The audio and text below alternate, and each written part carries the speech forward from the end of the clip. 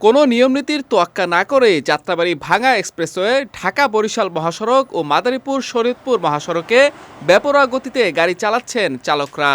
ফলে মহাসড়কে প্রায়ই ঘটছে ছোট বড় দুর্ঘটনা। এতে প্রতিদিনই সড়কে ঝরছে প্রাণ। যাত্রীদের অভিযোগ, অদক্ষ চালকদের কারণেই ঘটছে দুর্ঘটনা। তবে চালকদের দাবি, মহাসড়কে 3 চাকার যানবাহনই দুর্ঘটনার অন্যতম কারণ। এই আছে যে রাস্তাঘাটে দুর্ঘটনা আর কি, যে ছোট গাড়ির নিগা হয়, ছোট গাড়ি হুট করে সাইড থেকে আর কি সামনে পড়ে, আবার রাস্তায় দাপ করে সামনে দাঁড়ায় যায় বড় গাড়ির সামনে, এই কারণে দুর্ঘটনা হয় রাস্তায় আর কি। ড্রাইভারের অসচেতনার কারণে মুখোমুখি হয়ে যায়, বা অনেক সময় দেখা গেছে এই গাড়ি কার আগে কি যাবে, এটার কারণে কার আগে কি ই করবে, এটার কারণে দেখা গেছে এই মুখোমুখি সংঘর্ষটা হয়। এদিকে গত 16 নভেম্বর ঢাকা বরিশাল মহাসড়কের সমাদদার এলাকায় মাইক্রোবাস দুর্ঘটনায় আহত হন চিত্রনায়ক রুবেল ও তার 8 সহযোগী। বেপরোয়া গতি দুর্ঘটনার অন্যতম কারণ বলে মনে করেন অনেক চালক।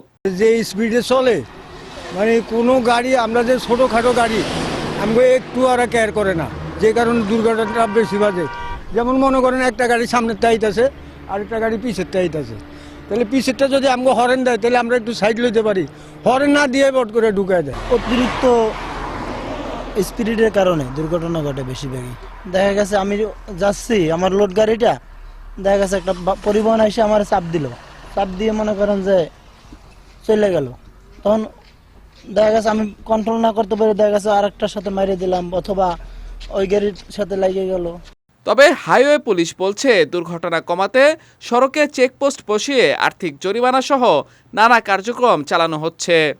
ড্রাইভার সঠিক আছে কিনা, হেল্পার ঠিক আছে কিনা, গাড়ি ঠিক আছে কিনা, এগুলো আমরা যাচাই বাছাই করছি। যেখানে অসঙ্গতি দেখছি সেগুলো আমরা আইনগত ব্যবস্থা নিচ্ছি। এছাড়া আমরা ড্রাইভার এবং হেল্পারদেরকে বিভিন্ন সভা সেমিনারের মাধ্যমে সচেতন করছি, তারা যেন ওভার স্পিডে গাড়িগুলো না চালান, তারা যেন যাত্রী এবং এই যানবাহনের কথা চিন্তা করে।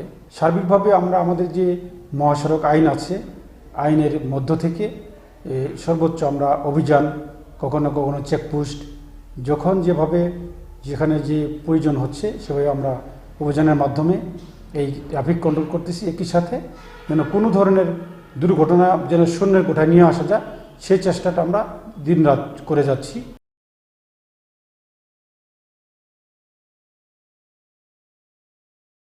দুর্ঘটনা রোধে এক্সপ্রেসওয়েতে ঘন্টায় 80 কিলোমিটার, মহাসড়কে 60 ও আঞ্চলিক সড়কে 40 কিলোমিটার গতিবেগে গাড়ি চালানোর বিধি রয়েছে। তবে সেই বিধি শুধু কাগজে কলমে সীমাবদ্ধ থাকায় প্রতিদিনই সড়কে ঝরছে প্রাণ।